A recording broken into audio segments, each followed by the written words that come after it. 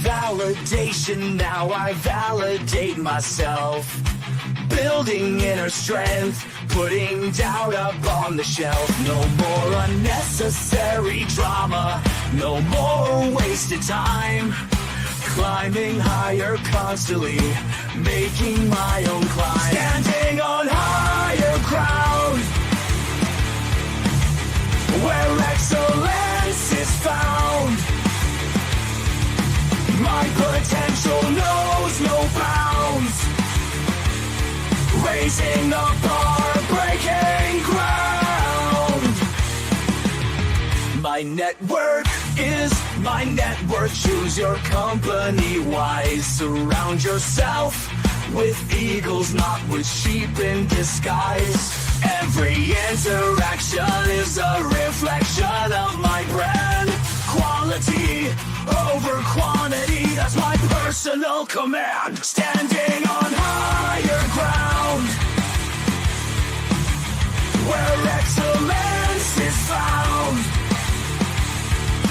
My potential knows no bounds. Raising the bar, breaking ground.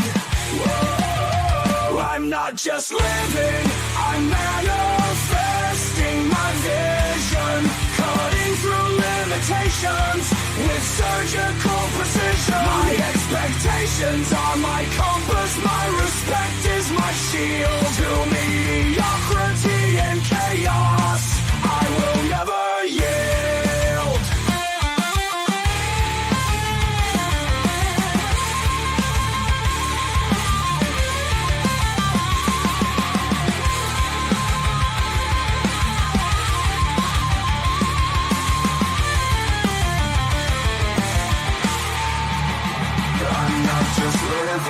I'm manifesting my vision, cutting through limitations with surgical precision. My expectations are my compass, my respect is my shield. To mediocrity and chaos, I will never yield.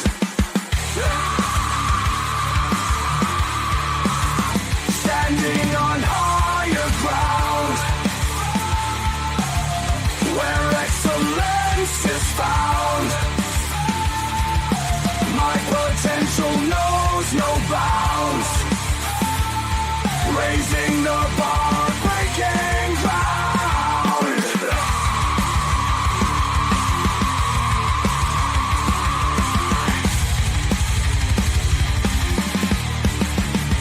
I'm not just living, I'm manifesting my vision. Cutting through limitations with surgical precision. My expectations are my compass, my respect is my shield. To mediocrity and chaos, I will never yield. How you doing, ladies and gentlemen? Welcome to This and That. I'm your host, Xander, where we talk about this, that, and everything in between. Very interesting Saturday evening. We are working through a lot of things that are developing on the show. So we're going to be seeing a lot of new things.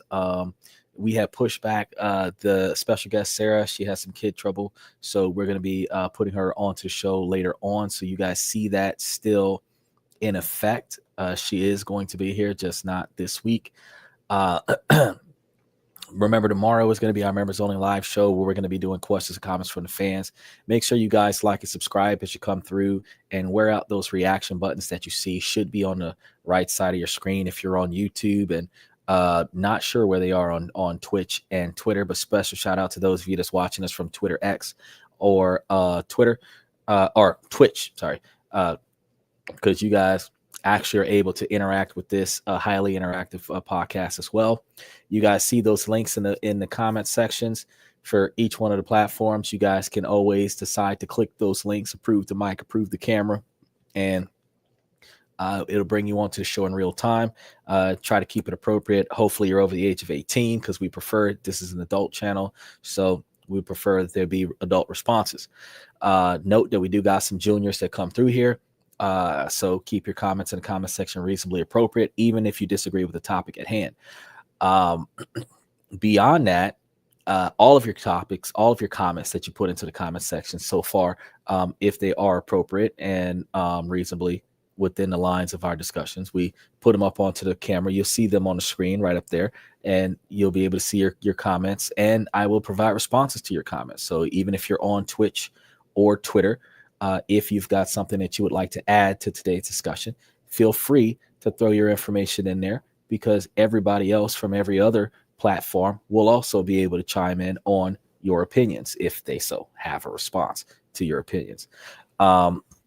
Again, I ask you to keep those comments reasonably appropriate, but it is an adult channel, so I do believe that there's going to be some adult discussions at some point, so you're not going to be harshly penalized if we have to deal with this in a adult fashion, but try to keep it a bit censored. Beyond that, we are live 7 nights a week.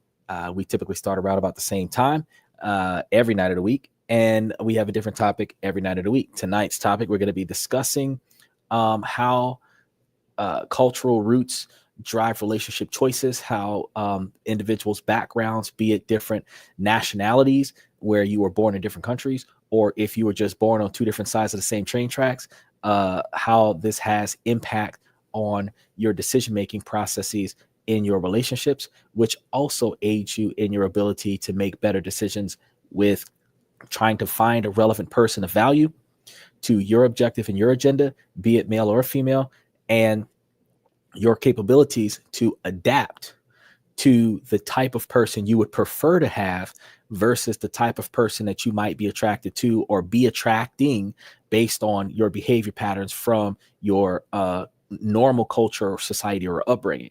So if you pay attention, you can break the stereotypes, you can break the molds, and then you can become involved in a different atmosphere of individuals, a different network of people than what you grew up with, because you've changed from that. So we wanted to talk about that today. Make sure that you guys have the opportunity to learn and grow with us. So I greatly appreciate you guys hanging out with me. Remember, Monday, Tuesday, and Wednesday, we're going to be talking about business and finance. So we're going to be talking about ways to make money, flip money, spend money in a more effective fashion. I believe Tuesday specifically, we're going to be talking about one strategy that could utilize the difference between investing in monthly cash stocks versus quarterly cash stocks, and how to deviate from the payouts of certain cash stocks in time to buy into other cash stocks with the dividend profits from the previous cash stock. So this will allow you guys to be able to move your money around in a way where your money's making money for you. And that will give you the ability to determine exactly how much you're willing to invest and where you're willing to invest it. So I want to give a special shout out to one of our longstanding fans of the show, Max the Poser. Special shout out to his dad, Joe. I really appreciate Max for diving in from time to time. He does sometimes stay on topic. Sometimes he'll actually just give us a nice hello with a little colorful commentary. So specifically, special shout out to Joe and Max. Also, our soundtracks that I kind of throw down for some of the individuals that pop into the podcast. That soundtrack is exclusive for This and That's podcast, and you will see those soundtracks in the description down below the show with hyperlinks that take you directly to places to purchase it, as well as places to listen to it for free on YouTube. This particular song is Non-Negotiables. We also have Elevation Protocols and variations of Higher Ground, as you heard during the intro, and you will also hear a different version during the outro. So let's go ahead and get the ball rolling. Have you ever wondered if your family roots are secretly ruining the show in your love life? Well, tonight I'm on a mission to find out just how much upbringing and cultural backgrounds are pulling the strings behind the scenes. And I want you guys to join me on this deep dive. So let's be real. How many of you have ever caught yourselves acting just like your parents when you're with your partner? Maybe you hear their voice in your head, or you realize you're repeating the same patterns, good or bad. If that sounds familiar, you are not alone. Now, think about it. The way we raise our children is going to be the way we were raised when we were young. The values our families drilled into us, even those quirks, cultural traditions, and all of the other things that manifested into the core of our being, all shape how we show up in relationships. From the way we argue or avoid arguments to the kind of people we're attracted to, our roots have a way of sneaking into every corner of our lives. Now, in collectivist cultures, commonly seen in Asia, Africa, and Latin America, the family and community come first. So children are often raised to value group harmony, respect for elders, and shared responsibilities. This is going to be something that a lot of men are going to find more attractive in the Western cultures because it's not widely seen. And it is, in somewhat, for those of us that are middle aged, part of our core upbringing. Obedience and loyalty are emphasized, and success is seen as a reflection of the entire family, not just the individual, which is something that we have lost sight on in Western culture as well. This can lead to adults who prioritize family approval in their romantic choices and may feel pressure to conform to family or societal expectations in their relationships. But it will make a adequate partner for an individual that is seeking a cooperative or reasonably obedient partner that will aid him or her in being the success that they choose to be, while their success would be not only reflective of the family, because without the efforts of the family, the successor would not be successful. The ideology is that they share that success with the family that aided them to get there. So instead of being burdened to carry the weight of the family, they're actually privileged that the family aided them in their success. So take that into heavy consideration.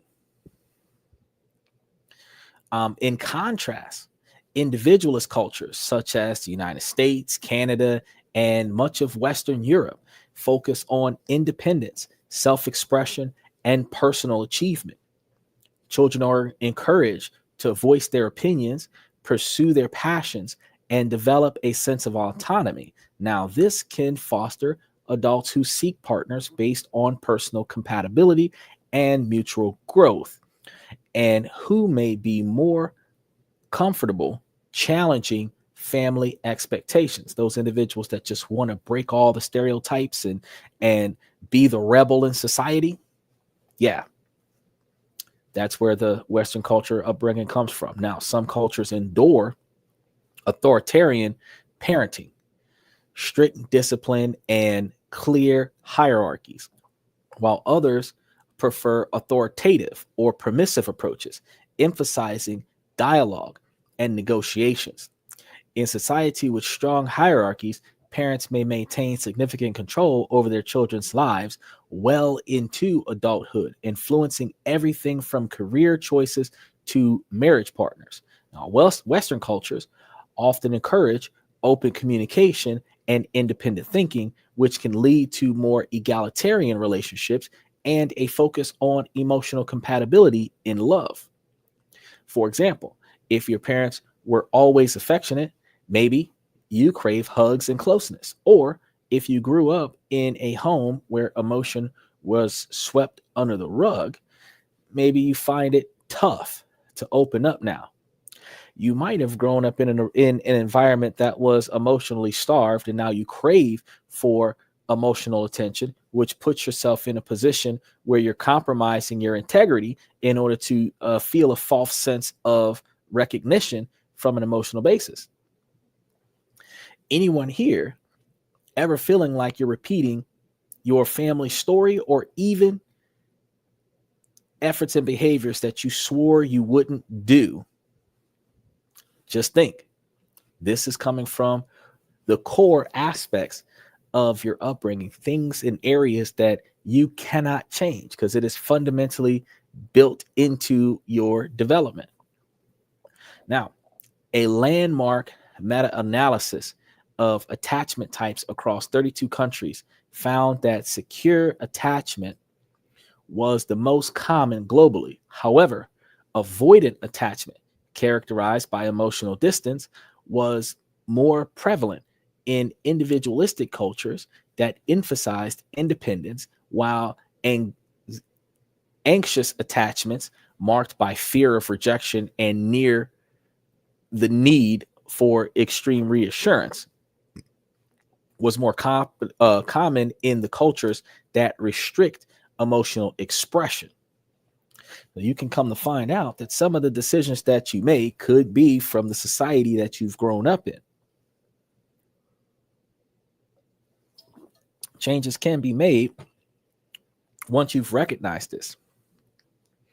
The collectivist societies, such as Asia, Africa, and Latin America, can tend to foster insecure, anxious attachments, prioritizing group harmony and close family ties, while the individualist societies such as United States and Western Europe will show higher rates of insecure avoidant attachment, reflecting values of autonomy and self-reliance.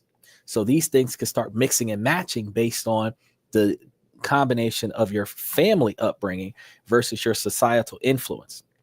Now, the individualistic cultures comprise of 90% of people who report that love is a very important reason to marry, compared to just 53% in collectivist cultures.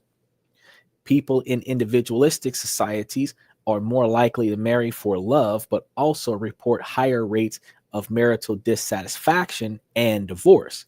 Conversely, the collectivist cultures often favor arranged marriages, and studies have shown that people in arranged marriages report higher levels of satisfaction than those in love marriages, likely due to a strong family support and the alignment of values. So as much as you don't like the fact that your parents chose the person that they believe is right for you, more often than not, the parents are right. They know who you are. They know how you behave. They've talked to the other person's parents constructively and come to understand how that child behaves. And they understand that the two of you would blend together just fine if you gave it the positive opportunity. Now, one of the differences that we are going to experience, the difference between strong family support versus the Western culture of individualism, is that in other countries like Asia and Africa, with the strong family values, there's more family influence to keep the relationship together, to work out the differences, to fix the mistakes and improve on the problems. In the Western society, it's more along the lines of Bad Girls Club and snapping fingers and necks swerving and, rejecting the norms and then protesting the relationship, shaving heads and walking through the streets with no shirts on, demanding respect from a society that would respect you if you had your shirt on. The fact is that because there's a difference in dynamics, one culture supports marriage through family upbringing. The other culture doesn't necessarily support anything other than individualism and the freedom to vocalize discontent. Where there is a lack of support for unity with a long desire for that exact same unity. I've never understood the many months and years that we've been talking about topics similar to this on the show. Why do we allow ourselves to be in a society where no past generation who made the mistake of allowing the right person to get away and now they're single, middle-aged or older, and the one that we wanted, we screwed it up, and we're not single because we want to be single. We're single because the one that we want either didn't know or doesn't want us because of our behavior, and there's none in our environment at this moment that we feel comfortable with being involved with, so we're not single by choice. Well, technically we are, but we're not really single by choice. We're single because what we wanted we couldn't get, so we just said fuck it and quit. Now, other cultures would encourage the companionship, would encourage the relationship, would set things up to make things happen, would involve more individuals in the success of the relationship, where once the relationship got started, it's less likely to fail. Friends and family would be in support of that particular type of relationship. So outside of the lack of communication between the two parties in the relationship and the miscommunication between the two parties to individuals outside of the relationship is more likely to succeed than it is to fail. Now, in collectivist cultures, maintaining harmony in relationships is paramount, and people spend more time with family and close in-group members. So, for example, Japanese and Korean individuals report significantly different behaviors with in-group versus out-group members, while Americans interact more broadly and frequently with a wider circle. I told you guys before that in order for us to improve our network, we have to have an inner network that behaves the way we behave within reason, holding them to their non-negotiable expectations for behavior, because our accountability for their non-negotiable expectations for behavior are in line with one another. And those individuals that are not inside of our network, those individuals that are not inside of our inner circle, are individuals that are not treated like outcasts, but they're not treated part of the in crowd either. There's levels to this. You shouldn't treat strangers like friends and friends like family and treat your family like garbage. It's not supposed to be that way, but that's how we see things in America. It's crazy. Now, financial roles and expectations also differ. In many collectivist societies, the male is typically the primary provider, regardless of whether or not he's successful at it, while the individualist culture, there is more flexibility in financial arrangements and shared responsibilities.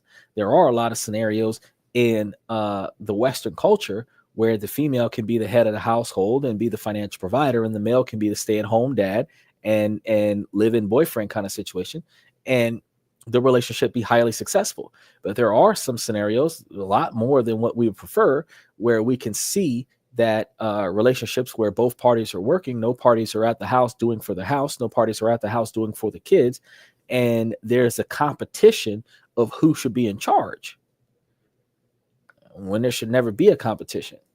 The hierarchy should have been finalized in the very beginning of the relationship in order for all parties to agree. There should not be a battle for authority.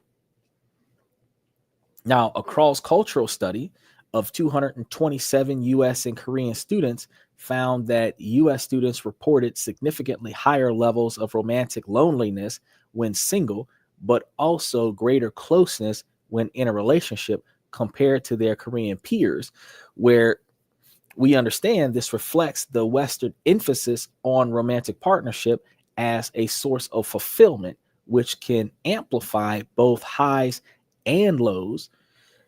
And let's talk about the cultures in general. In some families, there's a ton of pressure to settle down with the right person. Maybe your family wants you to marry someone from your background, or maybe they expect you to put family first no matter what. Or maybe you grew up in a culture that celebrates wild, passionate love, or one that values stability and tradition. All of that shapes what we expect from our partners and ourselves. Within the same country, factors like socioeconomic status, urban versus rural living, and even seasonal changes can shape parenting. For example, in Nigerian communities, food scarcity during certain seasons teaches children patience, thrift, and etiquette around meals. While in more affluent or stable environments, such lessons may be less emphasized.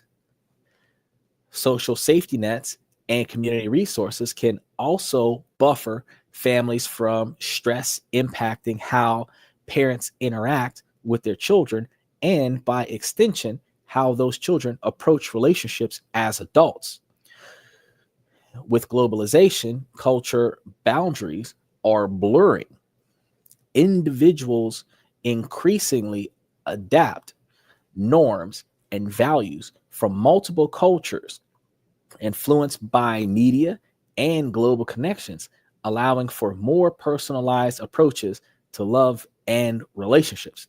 Which brings me back to the thought of some of those social media platforms that either make or break stereotypes about different countries.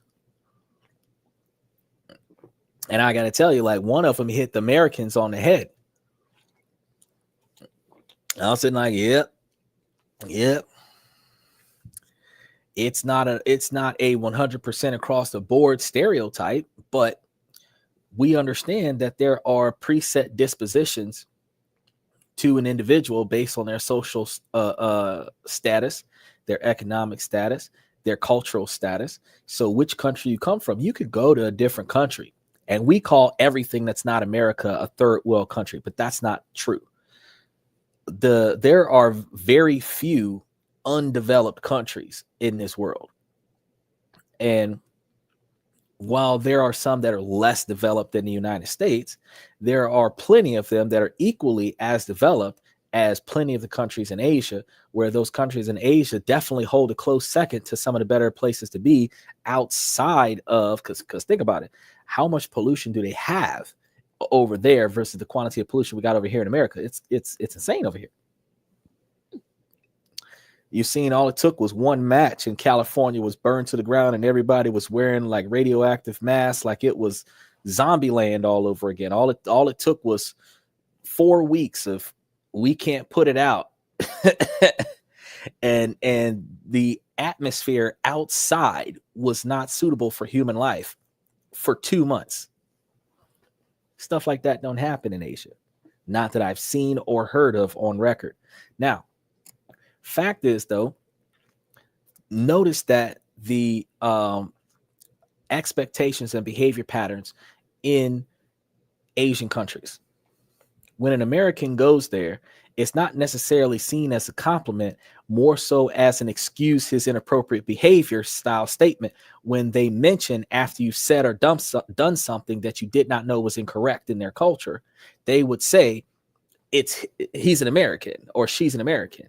You know, that it doesn't really justify, but it validates why you just did something stupid. But likewise, because Americans are allegedly supposed to be rich, because in order to afford to live in America, you're going to have you a decent quantity of money. So outside of, oh, you got to excuse him, he's an American. Also, it's, Mom, I brought home an American, because Americans are ideally classified as rich. So it's not just a social stigma for self-perceived notions, predetermined dispositions. Sometimes those predetermined dispositions can be favorable. However, the fact is that cross-cultural interpretations, individuals are coming off of predetermined judgment before they come to find out who you really are and what you're really about. Now, the difference between the gold digger videos we see with women in America versus the behavior mentality of women who think that you're rich in other countries is that the women in other countries are not pressuring the men to pay for everything under the sun, including the sun, just to hang out with the woman. And those women are willing to dedicate their effort to the success of the man in hopes that whatever royalties they think that he might have will come to them in due time. Now, the longer they spend with the guy, the more often than not that they fall for the man in spite of his royalties. But if the standard of living that she was under in the country that she was in is less than the standard of living she ended up in, if she goes to America, when she gets to America, even if it's a lower middle class lifestyle, she's still living a upper class lifestyle in comparison to her country because of the enhanced developments of the United States. It's still going to be a status uplift, which all women are after the hypergamy theorem. But the difference is that she's not going to have expectations above your capabilities. Now, that is because she hasn't been spoiled by Western culture. So she does not have the unrealistic expectations to want more than what she deserves, because she's gotten more than what she was worth from society, not because she's not worth it, but because men will waste a lot of unnecessary capital on the attention of an attractive female. The more money a guy has, the more money he's willing to waste for attention. Does not mean that she's worth that much money. It just means that it took that much money to get her attention. Now, when you take that money off the table, the woman's been spoiled by that quantity of money for an extended period of time. That's going to lead to be her perception of expectation. You're not going to see that type of behavior in other countries. Now, flip the script.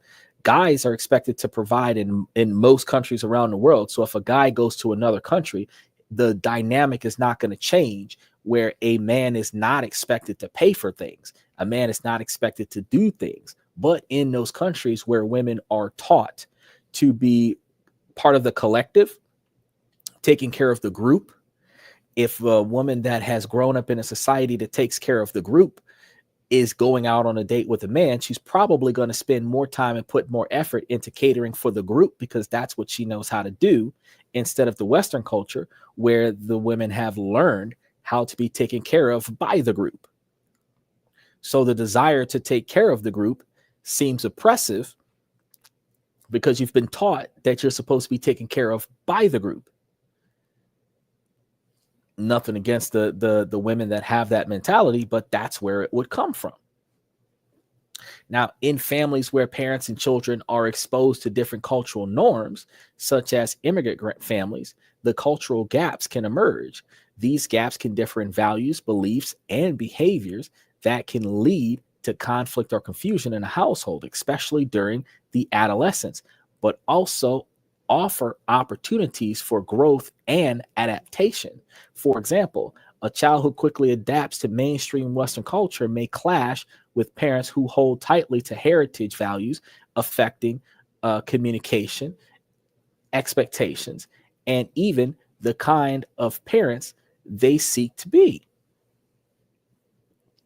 Now, cultures that suppress emotional expression may produce adults who struggle to open up, while those that encourage dialogue foster partners who are more emotionally available. So some may gravitate towards a partner who mirror their family dynamics, whether nurturing or distant, while others actively seek different traits to break the old patterns.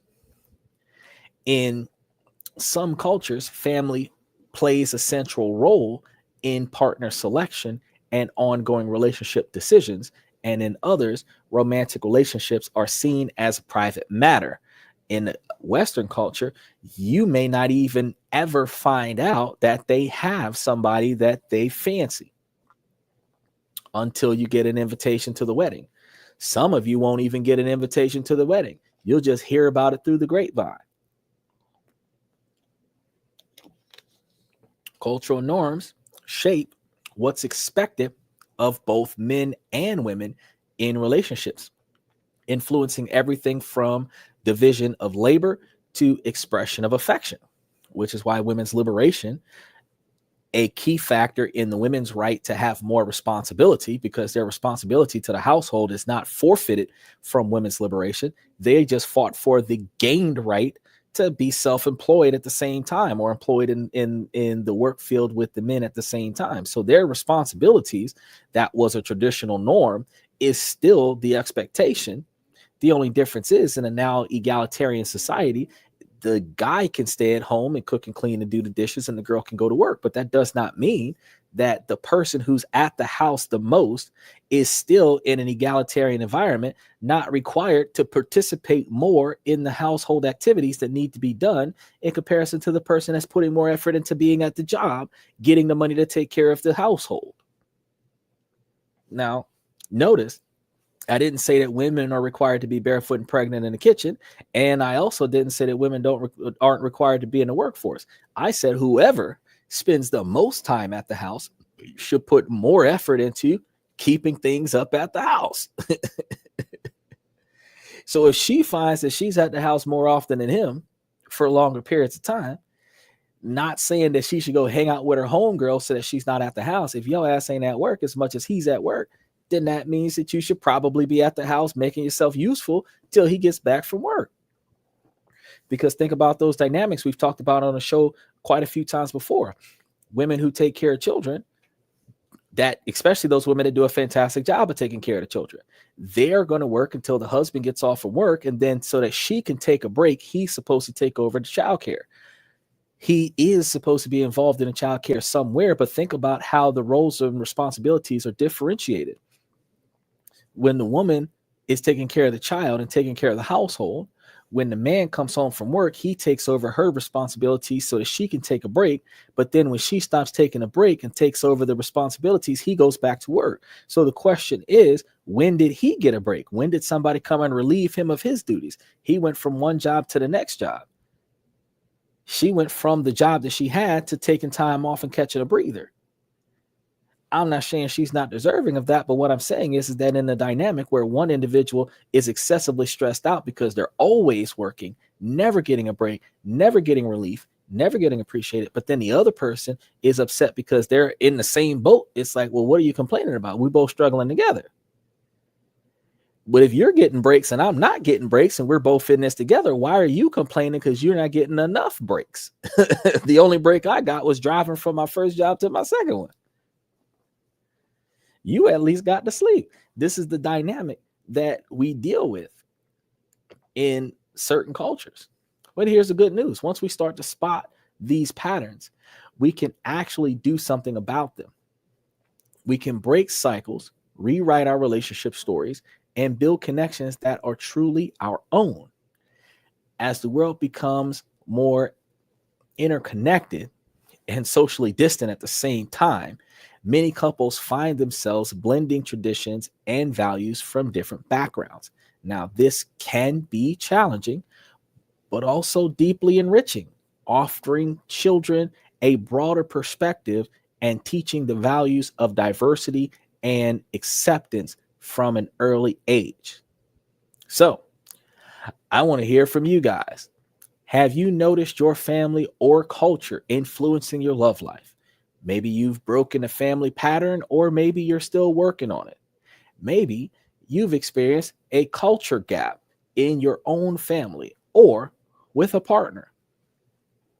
How has your own upbringing, rather rooted in a collectivist or individualist culture, shaped your approach to love and relationships? And have you noticed these patterns in your own life or amongst friends from different backgrounds?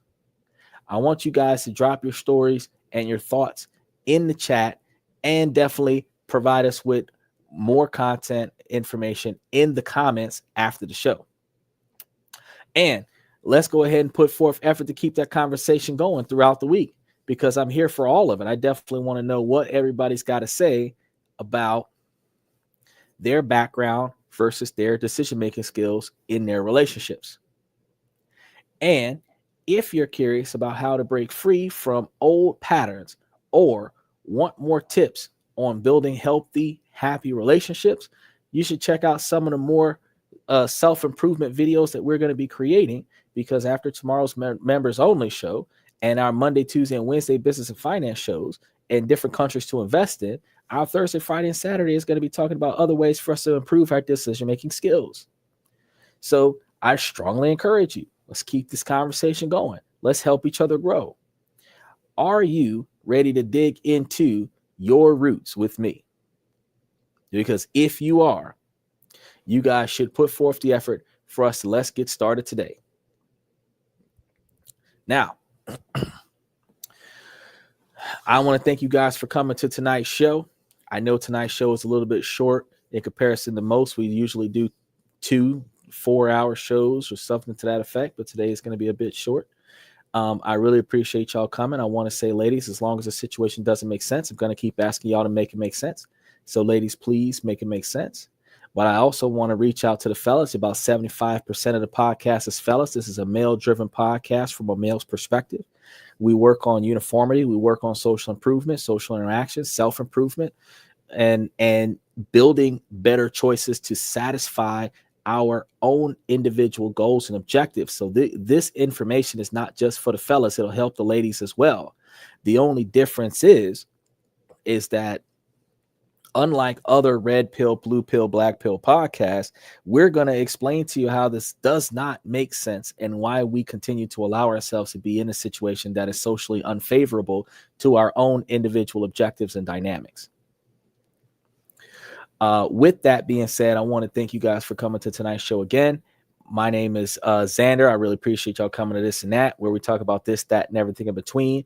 As we roll our outgoing credits, you guys can provide comments from any one of the channels, Twitter, X, Twitch, or YouTube, and your comments will be on the show's outro as long as those comments are appropriate. Thank you guys again. I want y'all to hang out to the Higher Ground outro that was given to us by special shout out to alanito.music from Switzerland and promoted by Danny in Denmark. So special shout out to those guys, and one quick special shout out to Max Opposer, Usman, Mr. Satellite, Bayside, Nico, Mr. Pibbs, Danny Steffen, Red Void, and Omni 81, Reese Martinez, and Joseph Hernandez. I really appreciate you guys for coming to the show and showing us a lot of love. Beyond that, tomorrow night is going to be our members only show. We're going to be doing questions and comments from the fans, and I hope that you guys were able to stay tuned for that, because I do believe that you guys are going to enjoy some of the comments that I come across on a weekly basis and my response to those comments. If you guys have comments of your own, you can also put them in the comment section today, and you can also reserve them put them into the comment section tomorrow, because I'm talking about everything under the sun on This and That, where we talk about this, that, and everything in between. Note that we will not let the sun rise without going live. So if we ever start a couple minutes late, hang out and start throwing some comments in the comment section. It'll encourage us to start sooner. Beyond that, I really appreciate you guys for the extra time, and I'm going to see you guys tomorrow night.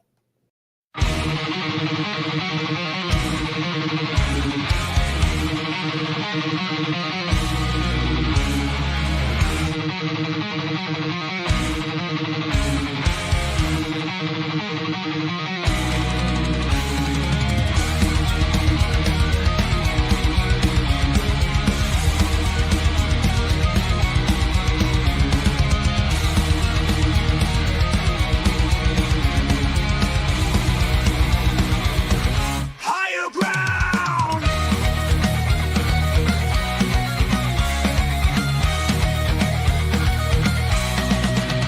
Used to chase validation, now I validate myself. Building inner strength, putting doubt upon the shelf. No more unnecessary drama, no more wasted time. Climbing higher, constantly making my own climb. Standing on higher ground where excellence is found. My potential knows no bounds, raising the bar, breaking ground.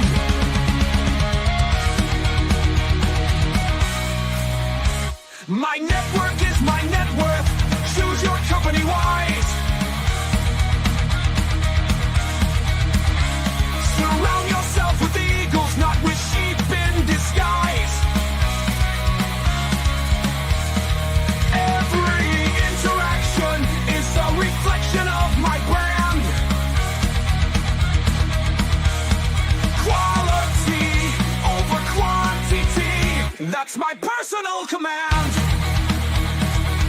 I'm not landing on higher ground where excellence is found. My potential knows no bounds, raising the bar, breaking ground.